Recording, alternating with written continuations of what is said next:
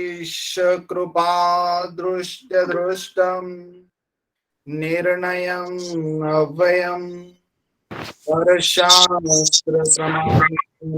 संक्षेपात् कथयामि त्वम् अल्पाक्षरे असन्दिग्धम् सारवत विश्वतो मुखम् अस्तोभम् अनवद्यं च सूत्रं सूत्रविदो विदु सूत्रं सूत्रविदो विदु सर्वज्ञ श्री चक्रधर स्वामी की जय। श्री दत्तात्रेय महाराज की जय।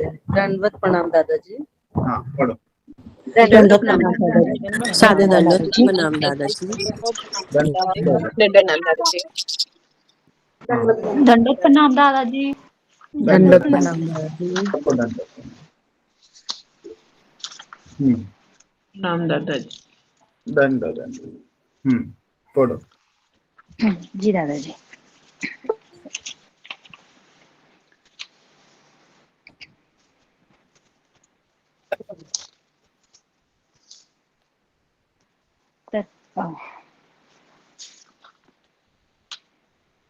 हाँ जी। विधे लक्ष्मीधर भट्टी ईश्वर विधे ज्ञान भास्कर प्रशंसा। नाही ते मागची राहिली ना वरची शास्त्रान्वय नाही 15 नंबर पासून वाचायचे आपल्याला. उद्धरण स्तोत्र बंद निष्करणे विषय पडणार ना. 14 नंबरची बाकी आहे ना. 14 नंबर बाकी आहे. 14 नंबर झाली नाही ना. नाही झाली. नाही. बर हमने ये तो पढ़ा था ना कल, ये रत्नमाला स्तोत्र पढ़ लिया था। उद्धरण स्तोत्र ये पढ़ना. हाँ दंडवत प्रणाम दादाजी। जी जी ठीक है। तथा उद्धरण स्तोत्र बंध निष्करणे रत्नमालाची पोथी वाचुनी केशोबासी भट्टो बासा ते पुसिले. हा भट्टो यसेची उद्धरण बांधो. तथा उद्धरण स्तोत्र बंद निष्करणे. स्मृति की हेडिंग है तथा मतलब उसी प्रकार से उद्धरण स्तोत्र. तो उद्धरण का भी स्तोत्र मैं करता हूं जैसे रत्नमाला स्तोत्र किया है उसी प्रकार उद्धरण का भी स्तोत्र करता हूं. ऐसे क्या है आचार्य केशराज व्यास जी क्या है श्री आचार्य से पूछते हैं. तो इसके उत्तर में श्री आचार्य क्या बोलते हैं वो इस स्मृति में हमको पढ़ने को मिलेगा. बोल. रत्नमालाची पोथी वाचुनी केशोबासी भट्टो बासा ते पुसिले. तो रत्नमाला की पोथी वाचोनी मतलब श्री आचार्य को वो पोथी पढ़कर सुनाने के बाद भट्टो बासा ते पुसिले. हा भट्टो ये सेची उद्धरण बांधो. जैसे मैंने लीलाओं को संस्कृत में क्या है उनका लिखान किया उसी प्रकार से क्या मैं ये जो उद्धरण प्रकरण है गोसावी का उसका भी इसी प्रकार संस्कृत में उसका लिखान करूं क्या. ऐसा प्रश्न है आचार्य श्री केशराज व्यास जी का. भट्टो बासी मनी तले नकोगा केशव दया. तो उत्तर में श्री आचार्य बोलते हैं नकोगा केशोदया मतलब कि केशराज व्यास ये जो आप कह रहे हो ऐसा मत करो. क्यों मत करो. ये ने माझिया महातारिया नागवतिल. अगर ऐसा किया तो मेरी जो मातारी मतलब बुढ़ी औरत. मातारी मतलब जिसने क्या है संस्कृत का अभ्यास नहीं किया है उस स्त्री या फिर जो संस्कृत जानने वाले नहीं है उनके लिए क्या है, शास्त्र अगर संस्कृत में होगा तो उनके लिए क्या है, अति कठिन हो जाएगा। इसलिए संस्कृत में उद्धरण स्तोत्र मत करो। माँ केशोबा संस्कृत बंध ना करीतीची।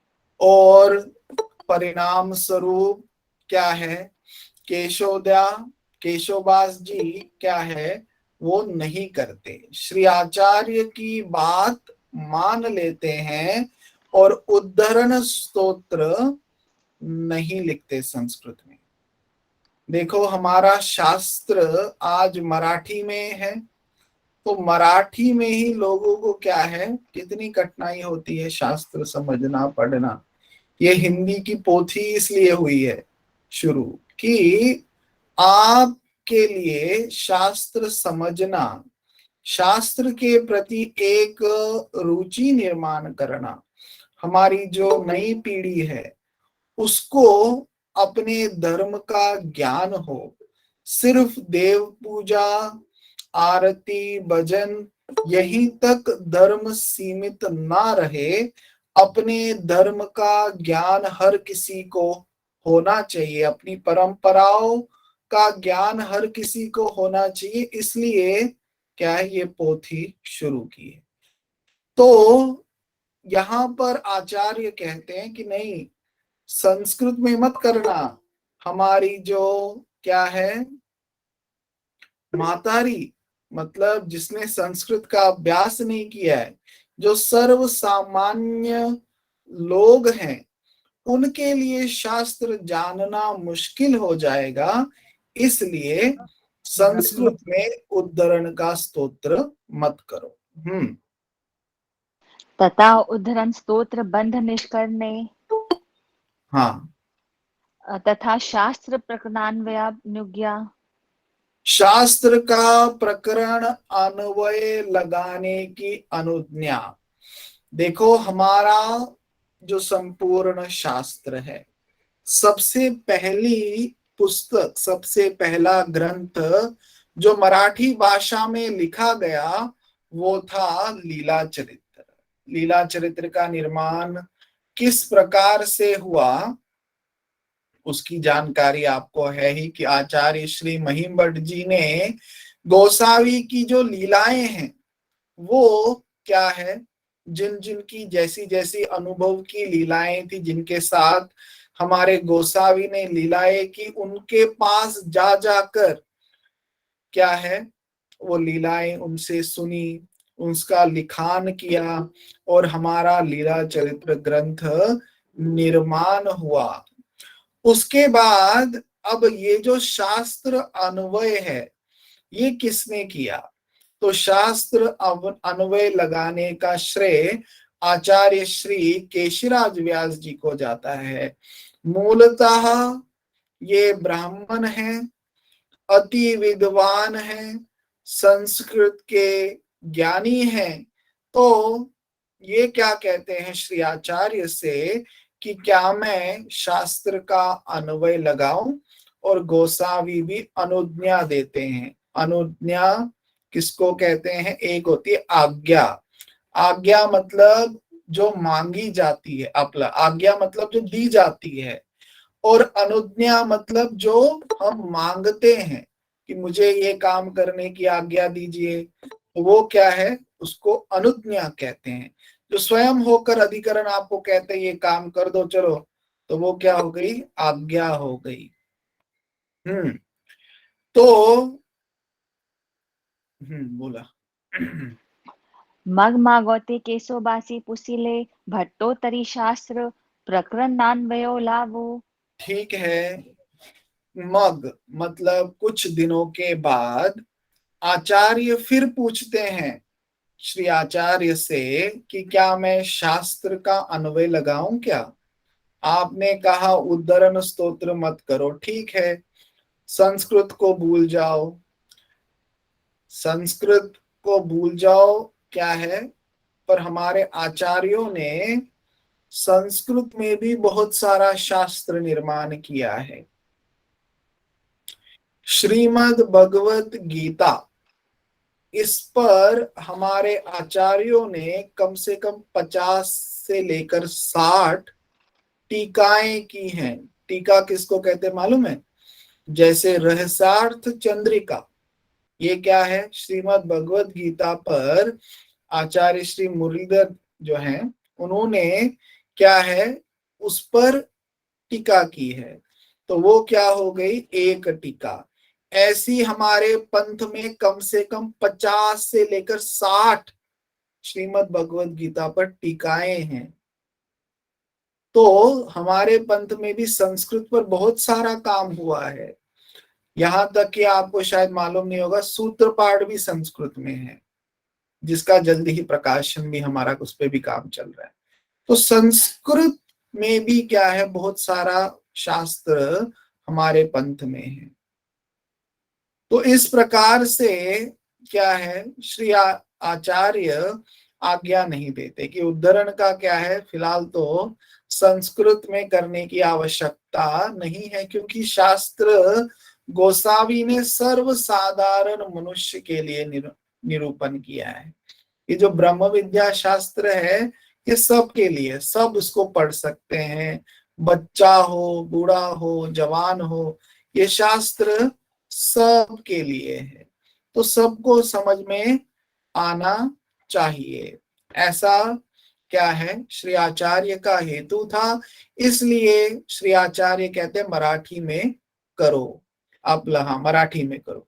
लेकिन आज की परिस्थिति में क्या अब ध्यान में आ रहा है कि शास्त्र को अंग्रेजी में करने की बहुत ज्यादा आवश्यकता है। उसके पीछे कारण ये है कि हमारी जो तरुण पीढ़ी है उनको हिंदी पढ़ने के लिए एक पुस्तक दे दो, उनको ठीक से हिंदी पढ़नी नहीं आती है ना। कल किसी को मैं वचन पढ़ा रहा था तो उनको हिंदी पढ़ी नहीं जा रही थी।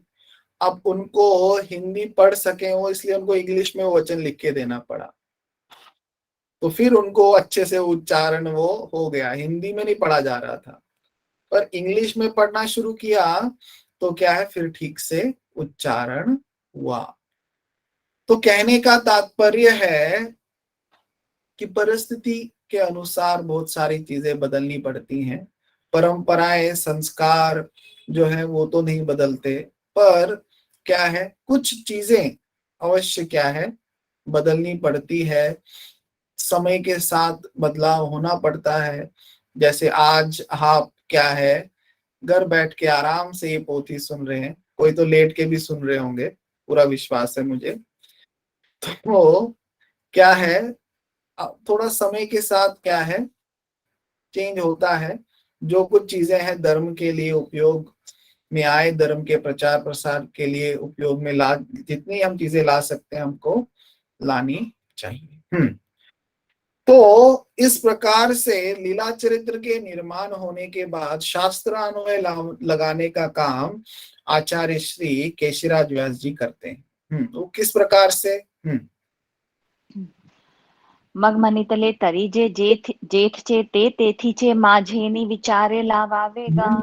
अपनी बुद्धि से कुछ काम मत करना। अब हमारे गोसावी ने श्री आचार्य को वरदान दिया हुआ है शास्त्र के विषय में कि आपके मुख से अशास्त्र नहीं निकल सकता। और किसको वरदान दिया है? किसको वरदान दिया? और कौन बताएगा किसको वरदान दिया शास्त्र के विषय में?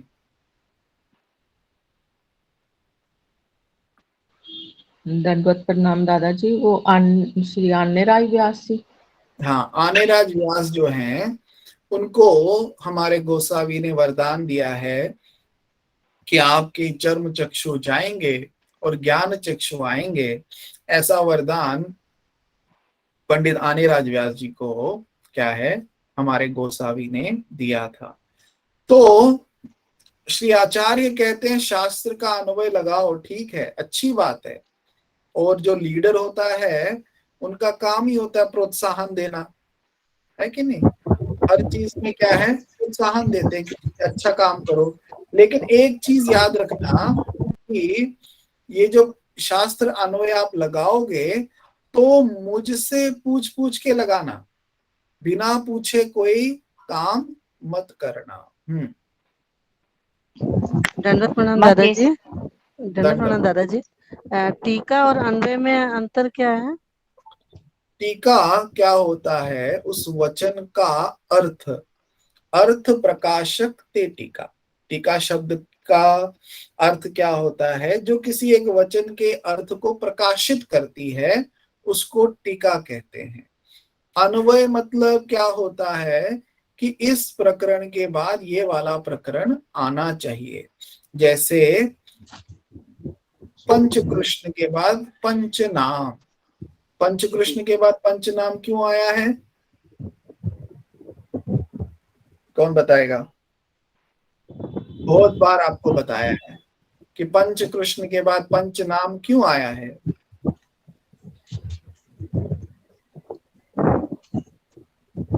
हाँ जी, इसको उत्तर मालूम है? प्रयत्न कर रही हूँ। जो सन्निधान में पूछते उनको तो सेवा रस से आ गई, परंतु जो असन्निधान में थे उनको क्या करना चाहिए, इसलिए वो नाम बाद में आया। Very nice. असन्निधान स्थित पुरुष की मुख्य विधि कौन सी है? ना स्मरण, स्मरण है, इसलिए पंच कृष्ण के बाद पंच नाम आया। इसको कहते हैं प्रकरणान्वय। हाँ अन्वय जी। दंडवत प्रणाम। पढ़ो। हाँ जी जी दादाजी। मग केशोबासी भट्टोबासा ते पुसो पुसो अनुक्रमे प्रकरणान्वयो लाविला। वैसा ही करते हैं। जे जयाचे नाम ते तया ठेविले। जो जिस प्रकरण का नाम है वो नाम रखा। तथा दृष्टांत प्रकरणान्वयानुन्या। तथा मतलब उसी प्रकार से। पूर्वी प्रकरण का नाम किसने रखा है? आप सबसे एक प्रश्न पूछा था, किसी ने उत्तर नहीं दिया। पूर्वी प्रकरण का नाम किसने रखा? दंडवत प्रणाम दादाजी। हाँ। वो भी श्री केशरी व्यास जी ने। नागदेव आचार्य जी ने। वेरी नाइस, नागदेव आचार्य जी ने रखा। प्रमाण, प्रमाण के सिवा क्या है, यहाँ पे गाड़ी आगे नहीं चलती। अब यहाँ पर तो बताया कि वो प्रकरणान्वय का नाम किसने रखा, आचार्य श्री केशराज व्यास जी ने। युग धर्म को युग धर्म किसने बोला, आचार्य श्री केशराज व्यास जी ने।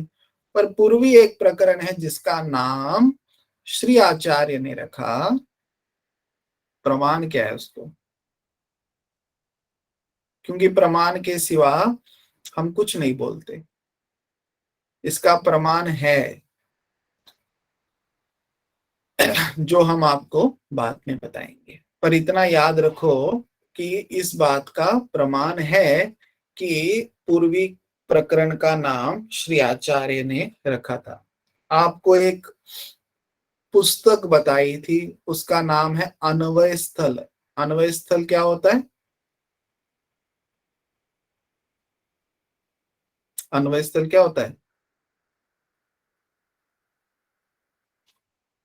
नहीं मालूम? बताया तो था, अभी 4-5 दिन पहले ही बताया था अन्वय स्थल किसको कहते हैं।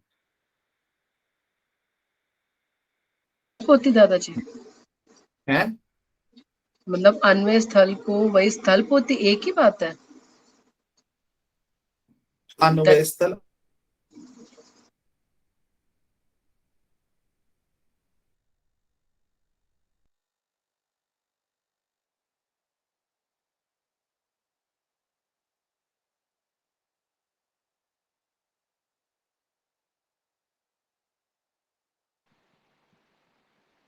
आवाज चले गई क्या? आवाज आ नहीं आवाज रही। नहीं है।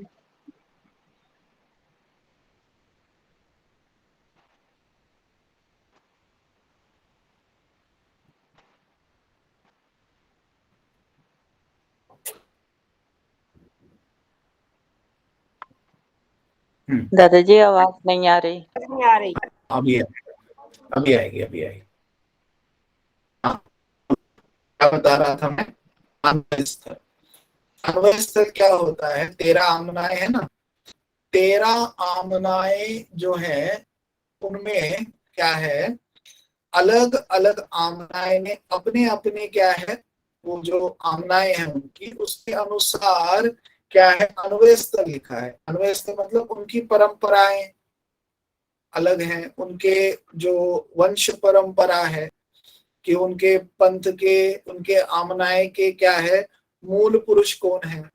जैसे कोठी आमनाए, 13 आमनाए में से एक आमनाए है, उसके मूल पुरुष कुमारी रेमाइसा है, वहां से वो परंपरा चल रही है। उपाध्य कुल, जिस कुल से मैं बिलोंग करता हूँ, बीड़कर उपाध्य जो है, उनके मूल कौन है, कोई बता सकता है?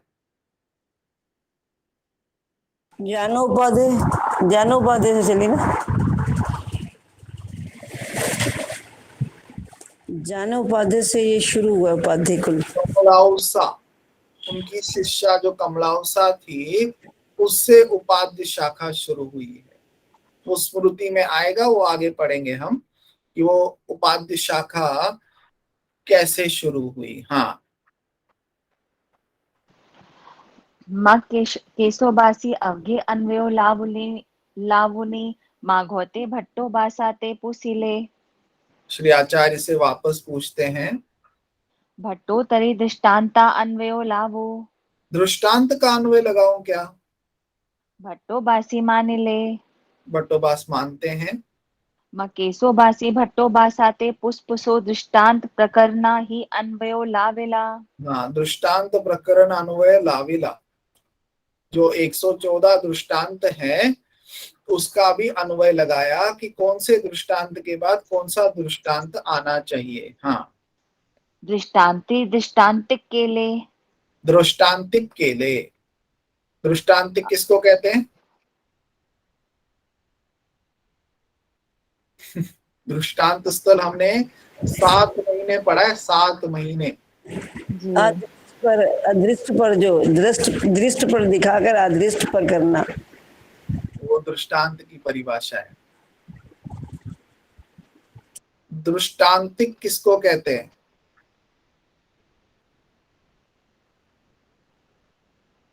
किसी को नहीं मालूम? वो जो एग्जाम्पल्स लगा के समझाया है सब दादाजी, हाँ, सब दृष्टांत के साथ जो एक एग्जाम्पल्स वगैरह लगाए हैं सब। दृष्टांतिक किसको कहते हैं? देखा गया, जो देखा गया हो दादाजी। दृष्ट पे जिसका अर्थ लगे। वो दृष्टांत की परिभाषा बता रहे हो। दृष्ट पर उदाहरण देकर अदृष्ट पर समझाना, ये दृष्टांत की परिभाषा है। दृष्टांत किसको कहते हैं? लापिका को कहते हैं दंडवत प्रणाम दादाजी। हाँ जी, दृष्टांत के सार को, जो दृष्टांत का जो मूल अर्थ है उसे दृष्टांत कहते हैं। सिद्धांत क्या है, उस दृष्टांत से हमें क्या समझना है? सब लोग प्लीज रिक्वेस्ट है कि आप कॉल के बीच में अपने कॉल्स को अनम्यूट या वीडियो ना ऑन करें। हाँ, तो क्या समझा, किसको कहते हैं दृष्टांतिक?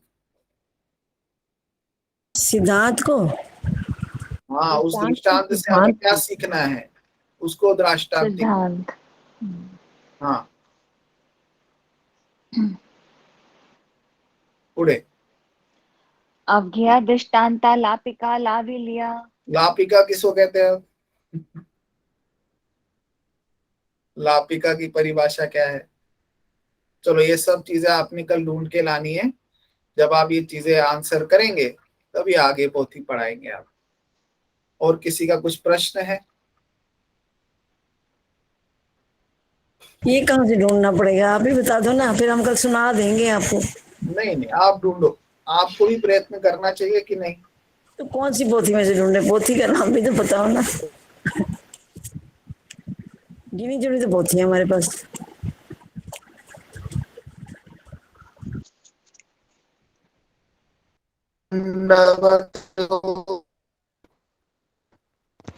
दंडवत प्रणाम दादाजी। दंडवत प्रणाम दादाजी। दंडवत प्रणाम दंडवत प्रणाम दादाजी। दादाजी वो आशीर्वाद दे, आपको प्रार्थना